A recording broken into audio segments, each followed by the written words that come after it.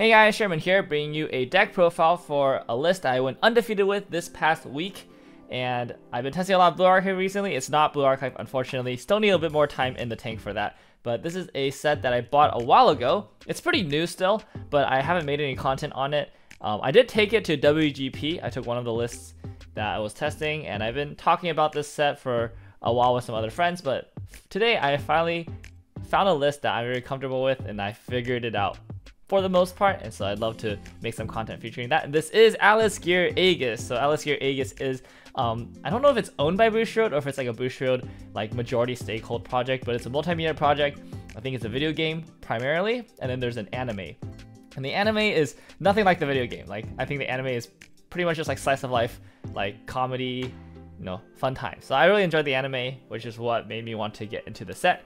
And today we will be doing a deck profile on the 8-shot set, or the 8-shot deck. So this is 4 level 0 and level 2 shot and 4 level 3 shot. So 8-shot, Atlas Gear has a bunch of interesting stuff, right? There's the 8 standby list. I think that's the most popular one that a lot of people like. That's the one I took to WP. I don't like that list. I think that list has a lot of weaknesses and issues that aren't addressed by the cards, and kind of players they just kind of like pretend that the issues don't exist. It is better now that Overlord is kind of out of the meta, but it's still a deck I would not really take. Personally, I just don't think that deck's very good. There's also an 8-choice list that a lot of people have looked at. The choice support is quite good. It gives all your choice triggers +1 soul, and it stacks, so you can technically trigger choice with 2 of them on the board and get +2 soul. I might do a deck profile on that if I can figure out a good list, but that list also has some weird weaknesses and kind of oddities that I'm not a big fan of. 8-shot is one that I was really excited to make work, and at first I thought it was going to be a little too weak, and some of my earlier lists, it just really felt underwhelming. I wasn't able to get like the right resources or the right kind of like card advantage or deck control that I wanted, but eventually I figured it out. And I think the big draw of shot is that shot is just the best trigger in weiss right now. So a long time ago, you know, weiss was a game where resources mattered a lot. Decks didn't have a lot of ways to get resources, so your advantage generating combos as well as your advantage generating effects like bond or stuff like that. Like back in the days when like pay 2 salvage was such a good effect because you could use 2 stock to get 1 card. And advantage generating triggers were also really important. So that's why, you know, this was like back in 2012, 2014. Weiss was predominantly like door was the best trigger. And any trigger that could add a card to your hand was just way better than a trigger that couldn't. But now in the year 2024, 10 years later, weiss is a completely different game. Resources are super easy to come by. Just hitting a brainstorm can net you +2, and it's easy to double brainstorm in a lot of decks.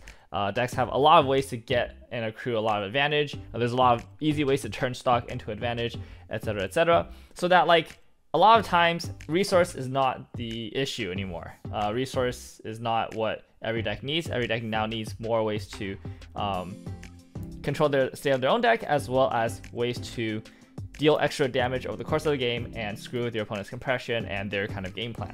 And that's why shot is, in my opinion, it is the best trigger in the game right now, because if you can have a full hand at the end of every turn, but you have 8 shots instead of your opponent, or instead of a deck that's playing 8 doors, then over the course of the game, you're just going to deal way more damage than your opponent. And shot plays into compression really well, which means that if they cancel the damage that you trigger on the shot, they're still going to take an extra damage, and if they cancel that, then their compression is really, really bad. And so you basically force your opponent to a lot of bad deck state situations over the course of the game, or they just take a bunch of damage. So the problem with shot is that usually it's balanced by the rest of the deck not being as good, but Atlas Gear Aegis has some pretty crazy good cards that we're going to take full advantage of with our 8-shot build. So that is the Climax lineup for this deck. It also features one of my favorite characters from the series. Her name is Shitara. I believe she's like Indian in the show, but she's also voiced by Uchida Maya, great voice actress. And she's chocolate. I love chocolate. Gotta be one of my favorite colors. All right, so starting at level 0, I'm running what I call the trifecta, which is the 3 level 0s that basically every good Atlas Gear Aegis deck should be playing. If they can run or afford to, which is 3 of each of these. So I guess we can talk about them one at a time. So We're running 4 copies of the Drop Search and Runaway Runner. This is 2k Runaway Runner and on play pay 1 ditch 1 Drop Search. I mean, just a fantastic utility card, a great turn 1 play. It also fixes for blue, and blue is a really important tech color we need to have. So that really great turn 1 play. Comes around in the late game to get you the utility you need, and you can do both of them at level 0 very, very good. It also synergizes really well with the on play and on death Salvage Riki. And it's also, the second effect is on play, you can scry 1, or check top, or waiting room. So this is very similar to the one from Arifreda, which is also a on play, on death, pay 1, clock yourself Riki, Salvage Riki. And that one gets powered, this one gives you an extra mill, which is pretty good. And so this gives you waiting room access, this gives you deck access. They're both really good at level 0 and also throughout the course of the game. You're pretty happy with using these effects and seeing these cards like all the time. Alright, and then I'm playing 4 copies of the Stock Bomb. Second effect of the Stock Bomb on play, you can clock an Alice Gear. Is it just Alice Gear? It is Alice Gear. Alice Gear character from your hand to look at up to top 5, add a Alice Gear character. So this is very similar to like the Mikey from Tokyo Revengers. I think that's another card that has a very similar effect where you can just clock 1, check 5. And then the Mikey is really good because it gets powered. This one's really good because it's a Stock Bomb. And so yeah, just like being able to deny your opponent's stuff and also hand fix early in the game is really good. You can also use this to kind of level yourself up throughout the course of the game. And by running these 12 cards, we have blue, red, and yellow. We can basically pretty easily go into any of these 3 colors with this trifecta, because like 4 copies of a level 0 basically allows you to play that color as like a tech choice at levels 2 and 3 very comfortably. And then if you just add a little bit more, it can also be one of your colors at level 1. So that's why I call this the trifecta. Basically every Alice Gear deck, in my opinion, just starts with some number of these cards. This allows you to play every single color in Alice Gear because there's no green, as well as kind of just go any direction you want. Alright, next we're going to play 3 copies of the Resonator. This Resonator resonates with the level 3, pay 1, reveal a level 3 from hand, rest it, top check 3. Pretty standard. It kind of sucks that you can't play a Brainstorm in this deck, but the Resonate is just too good. You kind of have to play this because it also combos with the Shot Trigger on the top. The Climax combo is at the start of your Encore phase. You can send the Climax to Waiting Room to salvage an Alice Gear character. So it's not a advantage engine really, it's just like a 1-for-1, so it kind of refunds you the cost of playing the Climax. You're not really trying to use this combo early, it's mostly there to get you some incidental advantage throughout the course of the game, and then once you start using your level 2 combo, it just gets you an extra card on top of that. But this basically means that if you have extra of this Shot Trigger in your hand, you don't really feel bad about playing it kind of early to sneak in some extra damage. And be a little bit more aggressive. So yeah, I like to play 3. You only need 1 in the back row. You can't use the combo more than once because you send the Climax to Waiting Room. So there's really no point in trying to get more than 1. I usually try to level a second copy if I find one. Alright, we're playing 1 copy Clean Cut, 1 copy of the Rico. Clean Cut's really good, you have a drop search for it. So 4 drop search, 1 Clean Cut. It's a ratio I really like playing, especially like on your second turn. If you're still at level 0, it's a really easy way to get like a plus 1 from a drop search effect. It's also 3k on attack, so decently good attacker. And then Rico, just really good. We have a lot of really good zeros we want to get, so Rico helps us get into our level 0 utility lineup pretty well. And then 1 copy each of the 2 Climax swaps we have in this set. There's the pay 1 Climax swap with Waiting Room, and then the sack that Climax swaps from deck. I almost never play these actually. It feels kind of weird to say, but like, yeah, they usually don't come up because like when I have a Climax, I'm usually just like jamming it. But it is nice to have the swap because like if you have a lot of this Climax early, you really want to swap to this because this at least gets you a card back for playing it.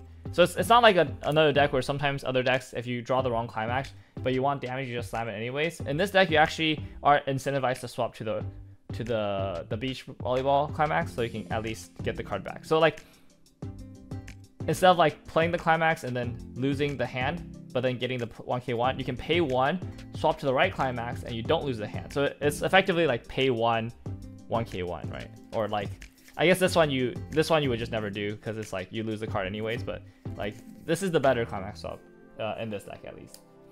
Okay.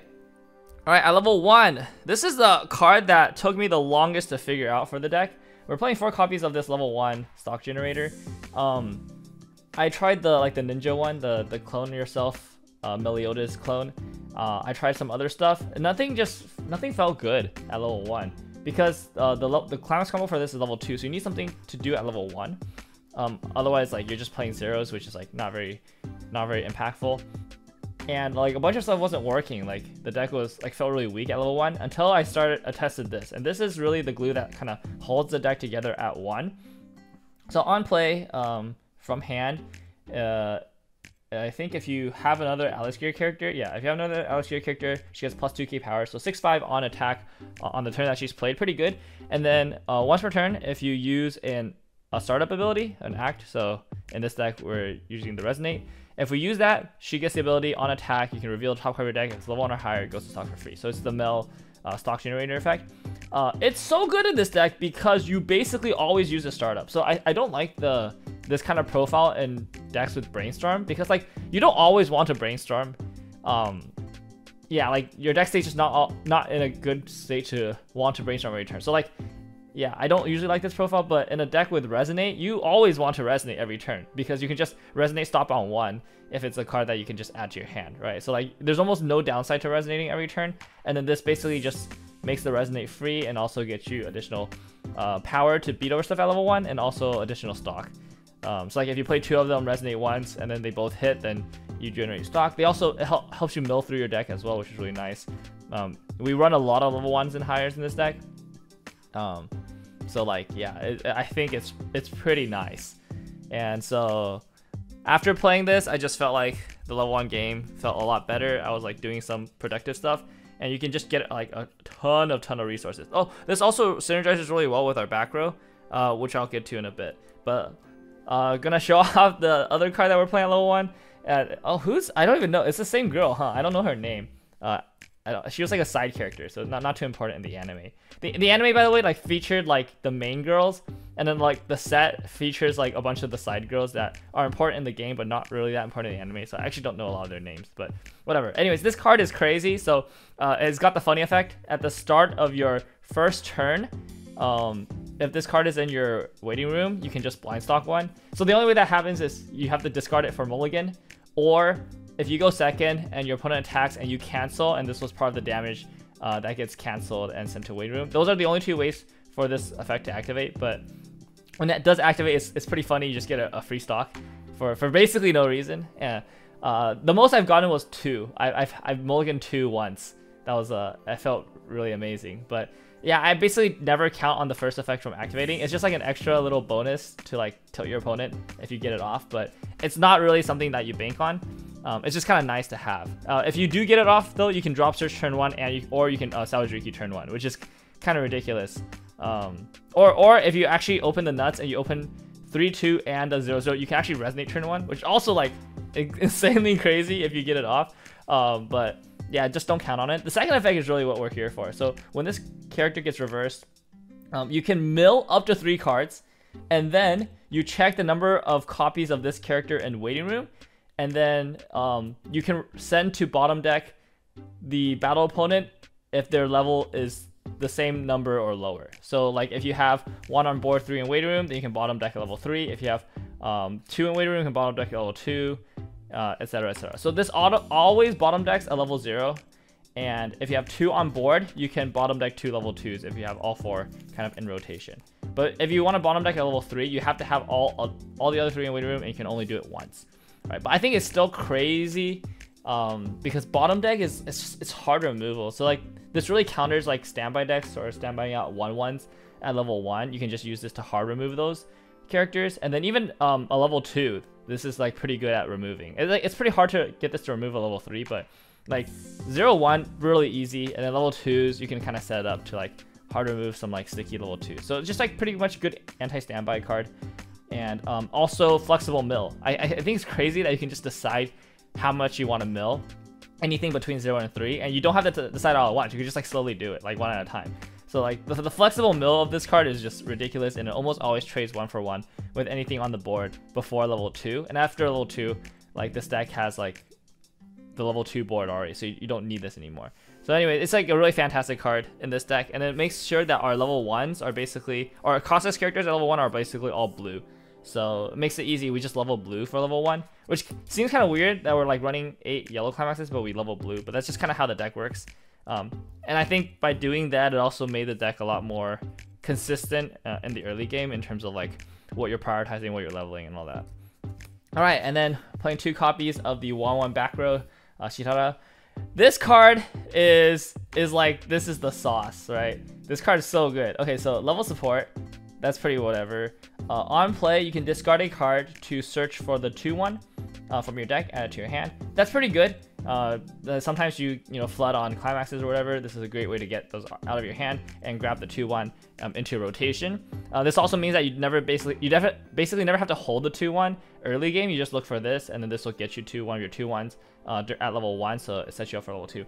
The last effect is where it goes crazy, right? So when you trigger a shot, if you only have 1 copy of this, you can activate the effect, which is to choose a Alice gear from your waiting room and send it to the bottom of your stock. So the only 1 condition means that like if you have 2, then it doesn't activate, so you don't get to like you don't get to do it twice. But if you only just have 1, right, and you trigger a shot, you just get to stock a character for free, and then the stock goes to the bottom of your stock. So it doesn't even like go on top of the shot trigger, making it easier to pay out the shot trigger later. So you know how like in Alice gear, there's that card that gives your choice triggers a soul trigger. So you kind of turn the choice trigger into like a shot, right? Or like, but without the cancel. This card turns your shots into choices, because you trigger, and then not only do you get the extra soul and the shot, but you also get an extra stock like you triggered a choice and you chose the send to stock mode. Except this works on any Alice gear character, so you don't even need to like play soul triggers. You just put like a 0 to the bottom of your stock, and it's just clean stock forever that you just get. So like the first time you trigger a shot after you play this, it refunds its own cost, which is already insane. And then every shot you trigger afterwards, it's just money. It's just like free stock, free advantage. It's crazy. So this card is insane, but because we can only have 1 on the board, there's no reason to play more than 2 copies, I think. Like obviously with 2 copies, you're gonna have to try to prioritize a little bit more to get 1 on the board as soon as you hit level 1, so that you can get full value of your shot triggers for the rest of the game. But like if you run 3, then it means that you're just playing 2 dead cards later. So like I think 2 is fine. We have like drop searches and salvages to like get us into this card, so I don't think it's too bad that we only play 2 copies. But yeah, maybe like if you want to try out like some other text, you could run something like a helmet or some other way to like try to get to this card, because this card is really good. Oh, but then I guess at 1-0, if we are 0-6 and we level up to 1-0 and we want to play blue, we can't play this immediately. So that's another reason why I think 2 copies is fine, because we don't also get to play it on the first turn of level 1 every single game, regardless. So, but this card's crazy. I basically always try to prioritize getting this card into my hand. All right, and then that's all the level 1s. At level 2, we're playing a anti-change counter. This anti-change is to bottom deck. I believe it's ditch 2. Yeah, ditch 2. So it's just good to protect our level 2 board. Oh, I guess I should show our level 2s. Why am I showing the counters? Okay. Yeah. Our level 2 combo. It is another Shitara card. This is just Alice. So it's actually exact same text as Alice. So 1k for every other, and then on climax placement, if you have full board, stock 1 from waiting room, salvage 1. It's literally Alice, and it combos with this shot. So it's the same shot as this. So your board at level 1 is like 3 of these, right? So you got 3 of these, you got 1 of these behind, you got 1 of these here. So these 2 are 11. This is 10. 11 because of the level support. And then the combo, it'll get you 3 stock, 3 hand. On encore step, you send the climax to waiting room, you get an extra hand from this. So it's actually 3 stock, 4 hand. And then if you trigger any shots during this attack, you get extra stock from this. So it's actually crazy amounts of resources if you can pull off the full combo. Obviously, you're probably not going to be able to get triple at level 2 every single game, because you're level 1. You don't have like a level 1 combo to help you set up. So you'll mainly rely on this and like holding another one for like a double combo on the first turn, and then your first turn of combo will try to get you the third one, so that if your board lives, then you can go for the triple combo on the following turn. But yeah, this card's really good. And then yeah, the counter here to help protect your level 2 combo turn. I mean, I think your level 2 combo turn is just really good. It helps you set up for the late game. Just a really nice card. And then we're also playing 2 copies of Bar Blue Moon. This is the event refresh counter from Alice Gear. It's in the trial deck. You cannot play this during your turn, so it has to be played as a counter, but it is just a refresh counter, so once you play it, you refresh immediately. This event stays out because it's an event, so it's in the resolution zone while you're doing the effect. So the event's not going to go back in, but you refresh the rest of your deck for only 1 stock. So if you think about it like a normal refresh counter, it's 2-1. It does give power like a regular counter, 2-5 counter, but you have to pay 2, and the card also goes back into the refresh. So it's like a pay 3 total for the refresh, and you also lose a compression. So this one, you pay 2 less, and you get to keep a 1 extra compression, but I guess the downside is you don't get extra power. But a lot of times when you use refresh counter, you're not doing it to win the lane, you're just trying to refresh because you have like a bunch of climaxes in waiting room. So Bar Blue is honestly a really good card. I'm trying to play like all the unfair cards from Alice Gear. I think there's a few cards that like Alice Gear got that I think is like kind of crazy. Bar Blue Moon is definitely one of them. I think this card's really crazy, and if your Alice Gear deck can play it, I think you should. This is also one of the reasons why I think the 8 standby deck is not very good, because they can't really play this card. It's hard for them to get blue, and this is also a miss for some things, I think. Oh yeah, it's a miss on their level 0 climax combo, so it just feels kind of bad for them to play it. I actually think they have to, but nobody does, because yeah, it just feels bad. But Bar Blue Moon's insane. It's just such a crazy defensive counter. All right, level 3, 4 copies of the Shidara level 3. So healer on play and climax combo with the bottom shot. On attack, you discard an Alice Gear to burn 2, and then after that, you get to look at the top of your deck. You can either leave it on top, send it to the bottom of your deck, or you can mill it. So that's a lot of flexibility with the top card. So the idea with that is like, generally speaking, so it helps you confirm your trigger, and you're trying to hit shots on your final turn, obviously, because shot will deal 1 extra damage no matter what. You're either doing 1 extra damage on the swing, or you're doing 1 extra damage on the cancel burn.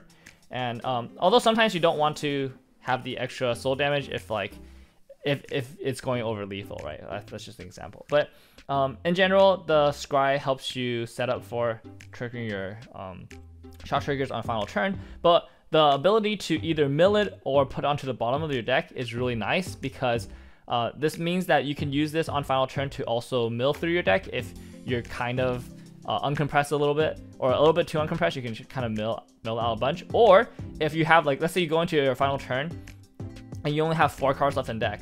So obviously you don't want to mill here, because if you mill, then your climax is going to stay out through the refresh. So this allows you to put the card onto the bottom of your deck, so that you keep the 4 cards in your deck. But as you're doing that, you also get knowledge of the triggers. So let's say you have 4 cards in your deck, right? So we do triple combo, and let's say I'll just use the remaining. I'll say let's just do this, right? So let's say we do triple combo, and you have 4 cards in your deck, right? So you're gonna attack, and then you're gonna see this card, and then every time you check a card, you're gonna always put it to the bottom, right? Because like by doing that, you make sure that you only trigger 3 times, and then you can refresh your climax. But that means that if you attack once, this goes to the bottom, attack twice, this goes to the bottom, right? Or it's attack once, you trigger this, right? And then attack, you check this on, this goes to the bottom, you trigger this. That means on your last attack, you already know the order of these 2 cards. So you know what triggers these have.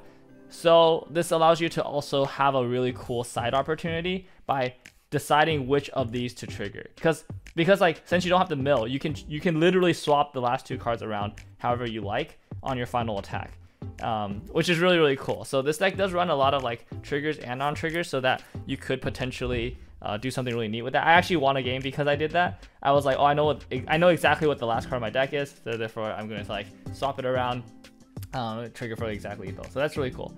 And then I think the combo is just insane, because it's like ditch 1 burn 2, which is already really good. It doesn't get extra power, but like the ditch 1 burn 2 is already pretty good price, and then or like pretty good efficiency, and then the extra scry on top of that is just icing on the cake. So I think this combo is pretty good. It's really cheap, just 6 stock, you get to do triple. Yeah, it's pretty good. Oh, Bar Blue Moon. Okay, and then last 2 cards are just level 3 utility. Let's start with the salvage climax first. So this one, it's early play. You need to have a level 3 on your board in order to early play it. That's never going to happen in this deck, unless somehow we're gifted a level 3 or something because we don't run any early play level 3. So this only comes up at level 3. It's on play. You send a character to waiting room to salvage a climax. The most common way we get into this line is we use this to salvage this, and then we use this to sack this to waiting room to get the climax. So we don't need to hold the climax at level 3. This will get us to our climax for only 3 stock, which is really efficient.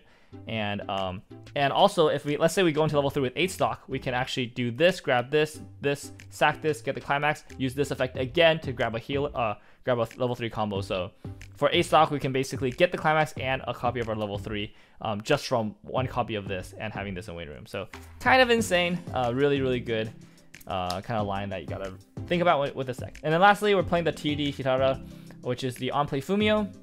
Well, on-play half Fumio for 1. And on play as well, you can pay 1 to force your opponent to mill 6 cards. So this card, I thought it was okay at first, but then after like learning about the theory about this card, I think this card is actually insane. So the theory with this card is if you have the resources to do both effects, you always do the mill 6 first. So you on play, you pay 1, you mill 6. And if they mill 6 and there's like 2 or 3 climaxes in there, you're being chilling. You basically just stock swap them 6 and they hit like 2 or 3 climaxes. Your opponent is completely screwed. You've just scammed them out of a win, basically. You're feeling good. But if you play this, you pay 1, you mill 6, and it's all clean. There's no climax in the 6. Then you just Fumio it, right? Because like the whole point of a Fumio is that they shuffle, they keep 1 climax out and they shuffle everything else, right? So if you mill 6 clean, you can just Fumio all of the cards back in. It didn't really hurt, right? So like I guess in the situation that you would want to Fumio anyways, like let's say, so you wouldn't use the second effect if they're like, if they have like 5 cards in waiting room and there's 3 climaxes, then you would just never play this card because like no matter what, like they're already super screwed. They're already really decompressed. So like none of the effects on this card would matter. But if they're compressed, then you can use this card. You use the mill to kind of fish for climaxes, and then if you hit the climaxes, you're being chilling. But if you don't hit the climaxes, then you can use the Fumio to shuffle them all back in, and then screw them over that way. So really good card and helps fight decompression alongside the fact that we're playing shots and the burn is like a pretty precise number. So generally speaking, I think this deck does fairly well into compressed decks. You can pretty much beat through anything you have the mind to. Like the damage race is pretty close because you're triggering shots throughout the game, so your opponent is just taking more damage over the course of the game than they would otherwise be taking if you were not playing shots. So yeah, that's the deck. It's really fun, honestly. You kind of have to play. It's a little weird to play because you don't have brainstormers and you don't have like a traditional level 1 climax combo. So your advantage is like kind of weird. You have to play your level 0 pretty slowly. In general, I almost never attack 3 times at level 0 unless I got free advantage from somewhere else. For example, like if I go second, I almost never attack 3 times because like we're not gonna have a level 1 climax combo to just like refill our hand. We need to conserve our hand over the course of the game. But then starting from level 2, I feel like this deck just kind of like takes off. You just like run this, you get a bunch of resources, and then I feel like the rest of the game is like pretty smooth sailing after that. There's really nothing that can like stop you from just like running over them with just pure damage. That's like all that matters starting from level 2. You just do a ton of damage and then they die. Alright, so I actually think this is probably my favorite, this is definitely my favorite Alice Gear Aegis build, and this might be, in my opinion, it might be the best Alice Gear Aegis build. Better than Standby. I think this is definitely better than 8 Standby, just because I think 8 Standby has like a horrible time at trying to kill, and like they basically, yeah, there's no way for that deck to assemble lethal on any turn. Like your opponent could be like 3-2, and I would still feel like I potentially don't have lethal, right? Which really sucks. I hate that feeling of just not being able to like win the game. This deck has no problem with that, which is really nice. And yeah, so this is definitely a deck worth checking out if you like shot decks. Like there's a bunch of 8 shot decks that Bushiroad has tried in the past to make work. There's like the D4DJ one, there's like the Review Starlight one. I think there was like another 8 shot deck that like Bushiroad has tried time and time again to make 8 shot like an appealing kind of deck choice, but they've consistently kind of like made it too weak. I think this is the first time Bushiroad has made 8 shot and it has felt adequately strong. Like this is definitely not tier 1, not like you know, meta threat or anything, but this is pretty strong for an 8 shot deck, It feels pretty good. It has really high floor, pretty decent high ceiling, and so definitely a good set, or sorry, a good deck to check out and try if you have the cards or if you're interested in like the 8-shot kind of gameplay. All right, that's it for this deck profile. Thank you guys so much for checking this out. If you have any questions or comments, let me know in the description. Oh wow, that's a bit of a long deck profile this time. It was a bit rambly, but I really like this. I really like this series. I really like the set. It's really fun. So yeah, that's all for this deck profile. How do I even do outros again? I don't remember how I do this, man. It's been too long. All right, that's it. Peace.